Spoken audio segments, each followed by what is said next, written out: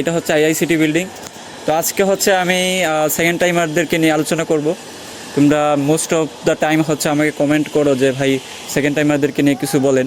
তবে একটা মজার ব্যাপার আমি শেয়ার করি, এই শাহজালাল বিজ্ঞান ও প্রযুক্তি বিশ্ববিদ্যালয়ে সেকেন্ড টাইমারদের জন্য একটা বিশাল একটা সুযোগ কিন্তু রয়েছে। কারণ তুমি বিশেষ করে বুয়েট, কুয়েট, চুয়েটে এগুলোতে হচ্ছে তুমি সেকেন্ড টাইম দিতে পারবে না, এবং বাংলাদেশের সিস্টেমের কারণে অনেকে হচ্ছে পরীক্ষায় বসতেও পারবে না। এটাই হচ্ছে রিয়েলিটি। কিন্তু যদি হচ্ছে তোমার প্রিপারেশনে যদি প্রথমবার ঘাটতি থাকে, তাহলে তুমি সেকেন্ড টাইম পরীক্ষা দিয়ে এই আইআইসিটি বিল্ডিংয়ের মতো একটা বিল্ডিংয়ে তুমি ক্লাস করতে পারবে, এবং এটা ডেফিনেটলি একটা ভালো সুযোগ তোমাদের জন্য।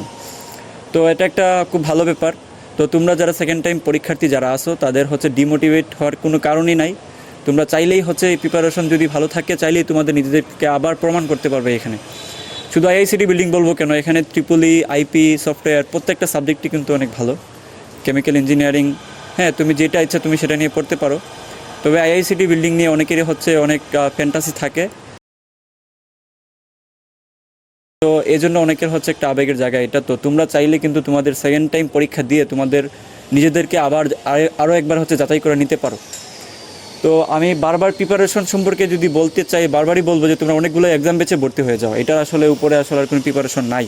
কারণ এক্সাম বেচে ভর্তি হলে যেটা হয় সেটা হলো অ্যাকচুয়ালি যে তুমি তোমার ভুলগুলো খুঁজে পাবা, এবং বেশি বেশি ভুল খুঁজে পাইলে তুমি ওইগুলো কারেকশন করার সময় পাবা, তাই না? তুমি যদি শুধু পড়তে থাকো আসলে তুমি তোমার উইক পয়েন্টটা খুঁজে পাবা না। হ্যাঁ, যেমনটা তুমি পরীক্ষার হলে যায় বসলে দেখবা যে তুমি ক্যালকুলেটর ছাড়া তুমি পরীক্ষা দিতে পারতেছো না।